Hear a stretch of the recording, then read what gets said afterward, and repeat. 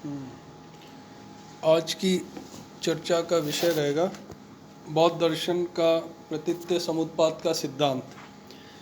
यह सिद्धांत महात्मा बुद्ध ने विशेष करके जो द्वितीय आर्य सत्य है, दुखों का अंत के संदर्भ में ये बताया है कि किस प्रकार से दुखों का अंत हो सकता है। तो महात्मा बुद्ध ने ये प्रतीत्य समुत्पाद का सिद्धांत कार्य कारण की श्रृंखला पर आधारित किया है। अर्थात प्रतीत्य का अर्थ है किसी वस्तु के उपस्थित होने पर, और समुत्पाद का अर्थ है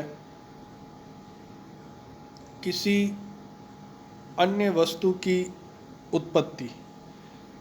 तो यहाँ पे ये देखना होगा कि एक वस्तु के उपस्थित होने पर किसी अन्य वस्तु की उपस्थिति, अर्थात क के रहने पर ब का प्रादुर्भाव होना या ब के होने पर किसी स का उत्पन्न होना। तो प्रतीत्य समुत्पाद का सिद्धांत कार्य कारण सिद्धांत पर आधारित है, और ये सिद्धांत ये कहता है कि हर एक चीज़ का कुछ ना कुछ कारण होना चाहिए। कोई भी घटना अकारण नहीं होती, कोई भी चीज़ बिना कारण के नहीं होती। अर्थात कार्य है तो कारण भी है। तो बौद्ध दर्शन ये कह रहा है कि दुख एक घटना है और इस घटना का भी कोई ना कोई कारण होना चाहिए। तो दुख के मूल कारण तक जाने के लिए बौद्ध दर्शन में प्रतीत्य समुत्पाद सिद्धांत का प्रतिपादन किया गया। और बौद्ध दर्शन ये कह रहा है कि दुख जो है उसका कारण जरा मरण है। जरा मरण, जरा का अर्थ होता है वृद्धा अवस्था और मृत्यु। इसका अभिप्राय ये है कि जरा मरण संसार के समस्त दुख, जैसे निराशा, शोक, रोग, अन्य जितने भी प्रकार के दुख हैं, ये उनका प्रतीक है। तो बौद्ध दर्शन ये कह रहा है कि दुख का कारण जरा मरण है, अर्थात जरा मरण को बौद्ध दर्शन ने दुख का कारण माना है। अब इस जरा मरण का कारण क्या है? तो महात्मा बुद्ध ये कहते हैं कि इस जरा मरण का कारण जाति है। जाति का अभिप्राय यह है कि शरीर ग्रहण करना या शरीर का उत्पन्न होना जाति कहलाता है। तो शरीर व्यक्ति ग्रहण करता है, इसीलिए, या जन्म ग्रहण करता है, इसीलिए दुख उत्पन्न होता है। तो अगर मनुष्य शरीर धारण ही नहीं करेगा तो उसे सांसारिक दुख का सामना नहीं करना पड़ेगा। तो जाति का अर्थ है शरीर को ग्रहण करना, जन्म ग्रहण करना। अब प्रतीत्य समुत्पाद के अनुसार जाति का क्या कारण होगा? तो बौद्ध दर्शन ये कहता है कि जाति का कारण भव है। तो मानव जन्म ग्रहण क्यों करता है? क्योंकि उसमें जन्म ग्रहण करने की प्रवृत्ति है। तो इस जन्म ग्रहण करने की प्रवृत्ति को भव कहा गया है। The will to be born, it is भव। तो ये जो जन्म ग्रहण करने की प्रवृत्ति है, इसी को भव कहा गया है। और ये प्रवृत्ति ही मनुष्य को जन्म ग्रहण करने के लिए प्रेरित करती है। अब इस भव का कारण क्या है? तो महात्मा बुद्ध के अनुसार इस भव का कारण उपादान है, मेंटल क्लिंगिंग, माने जगत की वस्तुओं के प्रति जो राग है वही भव है। तो सांसारिक वस्तुओं में आसक्त रहने की जो चाहत है उसी को उपादान कहा गया है। और इस उपादान का कारण बौद्ध दर्शन के अनुसार तृष्णा है। तृष्णा जो है ये ही उपादान का कारण है। तृष्णा का अभिप्राय है तीव्र इच्छा। सांसारिक वस्तुओं को प्राप्त करने की जो तीव्र इच्छा है ये तृष्णा है। या सांसारिक विषय हैं उन्हें भोगने की जो इच्छा है, वासना है, उसे बौद्ध दर्शन में तृष्णा कहा गया है। और तृष्णा के कारण ही मनुष्य जो है वो सांसारिक विषयों के पीछे दौड़ता रहता है। अब तृष्णा का क्या कारण है? तो तृष्णा का कारण वेदना बताया गया है। और वेदना किसे कहते हैं कि पूर्व जो इंद्रियों की अनुभूति है उसे वेदना कहा गया है। तो इन इंद्रियों के द्वारा मनुष्य को सुखद अनुभूति होती है और ये अनुभूतियाँ उसकी तृष्णाओं को जीवित रखती है। तो वेदना एक प्रकार से इंद्रिय अनुभव जो होते हैं, इंद्रिय अनुभूतियाँ जो होती हैं, इंद्रियों की जो सुखात्मक अनुभूतियाँ हैं उन्हें ही वेदना कहा गया है। और वेदना का कारण स्पर्श है, यानी इंद्रियों की वस्तुओं के साथ जो संपर्क होता है उसे स्पर्श कहा जाता है। तो यदि इंद्रियों का विषयों के साथ संपर्क नहीं हो तो इंद्रिय अनुभूति भी नहीं होगी, अर्थात वेदना का उदय नहीं होगा। स्पर्श का कारण षडायतन माना गया है। और षडायतन जो है ये 5 ज्ञानेंद्रियां और मन का जो संकलन है इसे षडायतन कहते हैं, द 6 सेंस ऑर्गन्स। और ये जो 5 ज्ञानेंद्रियां हैं ये बाह्य इंद्रियां हैं और मन को एक आंतरिक इंद्री माना गया है। तो ये 6 इंद्रियां ही विषयों के साथ संपर्क में रहती है या संपर्क ग्रहण करती है। यदि इंद्रिय ही नहीं होगी तो स्पर्श भी नहीं होगा। अब षडायतन का कारण बुद्ध के अनुसार, महात्मा बुद्ध के अनुसार नाम रूप माना गया है, माइंड बॉडी ऑर्गेनिज्म। मन और शरीर के समूह को नाम रूप कहा जाता है और इंद्रियों का जो निवास है शरीर एवं मन में होता है। तो 5 बाह्य इंद्रियां शरीर में है रहती हैं और जो आंतरिक इंद्रिय है मन, वो एक प्रकार से छठी इंद्री कह सकते हैं। तो यदि नाम रूप का अस्तित्व नहीं रहता तो इन 6 इंद्रियों का भी प्रादुर्भाव नहीं हो सकता था। नाम रूप का कारण प्रतीत्य समुत्पाद के अनुसार कुछ न कुछ अवश्य होना चाहिए, क्योंकि ये कार्य कारण सिद्धांत है। तो हर एक चीज़ का कारण है, कोई भी घटना बिना कारण के नहीं घटती। तो इसी संदर्भ में नाम रूप का कारण भी कुछ न कुछ होना चाहिए। और नाम रूप का कारण है विज्ञान। और विज्ञान से जो अभिप्राय है कि शरीर के नष्ट होने पर जो शेष बच जाता है और नवीन जन्म को जो ग्रहण करता है या नवीन जन्म की ओर जो ले जाता है उसी तत्व को विज्ञान कहते हैं। और विज्ञान का कारण संस्कार माना गया है। संस्कार, और संस्कार से अर्थ है सत्व जो भी भले बुरे कर्म करता है और नवीन अस्तित्व को उत्पन्न करता है।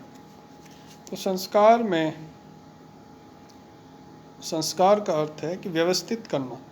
तो पूर्व जन्म की जो प्रवृत्ति के रूप में संस्कार को माना गया है और अतीत जीवन के कर्मों के प्रभाव से ही संस्कार निर्मित होते हैं। अब ये संस्कार निर्मित क्यों होते हैं या संस्कार का कारण क्या है? तो संस्कार का कारण अविद्या माना गया है। अविद्या का अर्थ यहाँ पे ये लेना है ज्ञान के अभाव से नहीं, लेकिन जो वस्तु अवास्तविक है उसे वास्तविक समझना, जो दुखमय है उसे सुखमय समझना, जो आत्मा नहीं है अर्थात जो अनात्म है उसे आत्मा समझना, जो अस्थायी है उसे स्थायी समझना, ये अविद्या है या अविद्या का प्रतीक है। तो वस्तुओं के यथार्थ स्वरूप को नहीं जानना ये अविद्या कहलाती है, और अविद्या ही समस्त दुखों का मूल कारण माना गया है। तो ये कार्यकारण की श्रृंखला है। इसी यहाँ पे ध्यान देने योग्य बात है कि ये 12 कड़ियाँ हैं और इन कड़ियों को द्वादश निदान भी कहते हैं। और इस प्रतीत्य समुत्पाद सिद्धांत के लिए जो अन्य जो नाम है वो एक संसार चक्र भी कहते हैं, भाव चक्र, जन्म मरण चक्र, धर्म चक्र इत्यादि कई नामों से यह सिद्धांत जाना जाता है।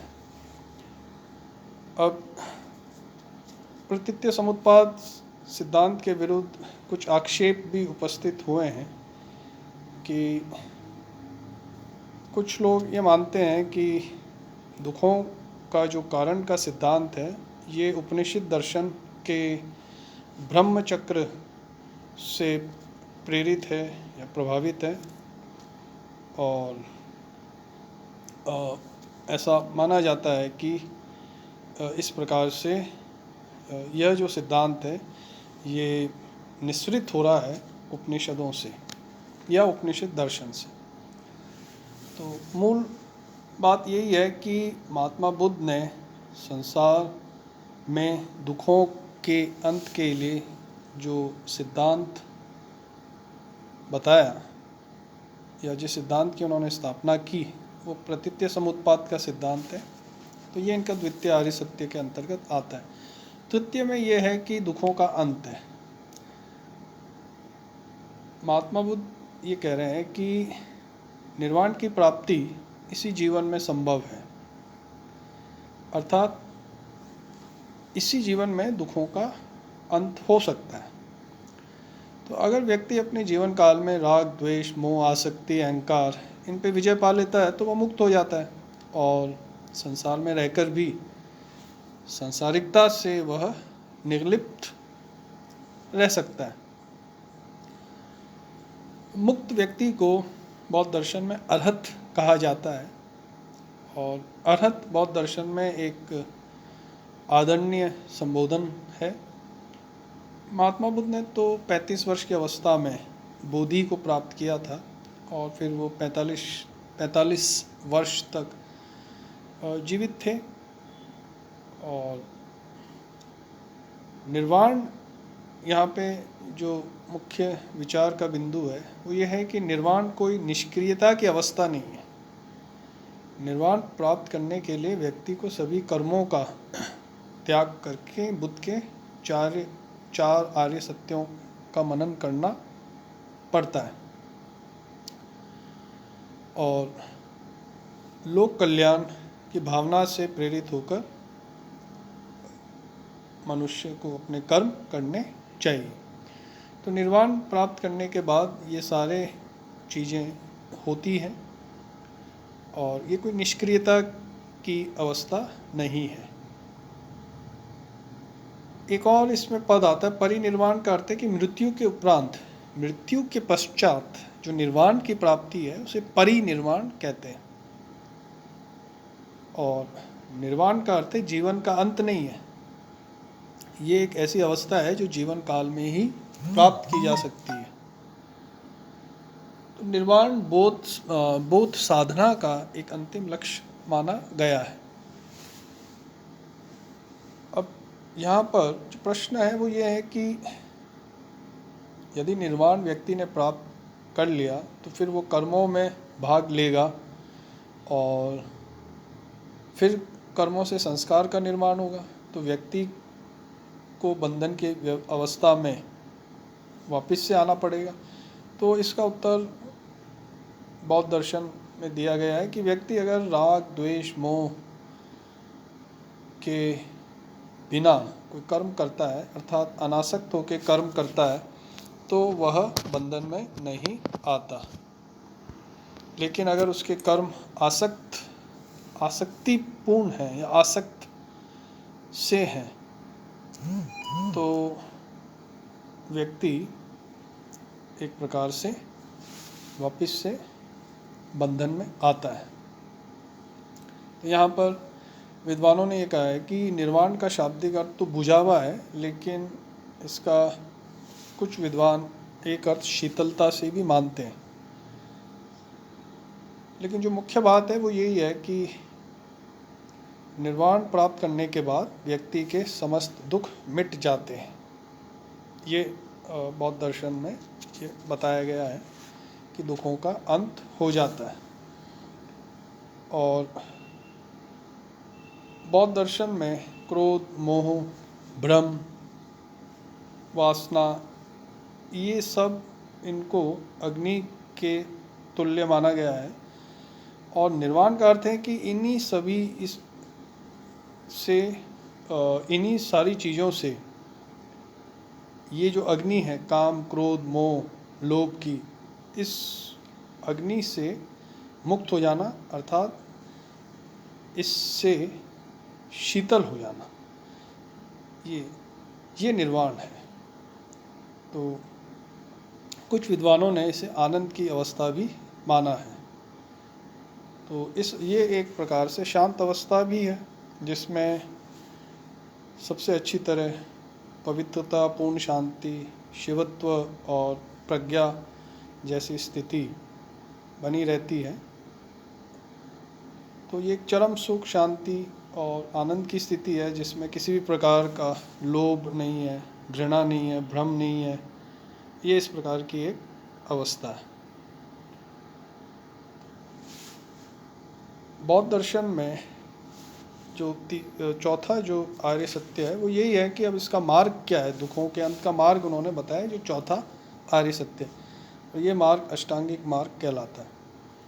अब इस अष्टांगिक मार्ग की चर्चा अगले सत्र में या अगले बार जब भी विषय पर चर्चा होगी तब करेंगे।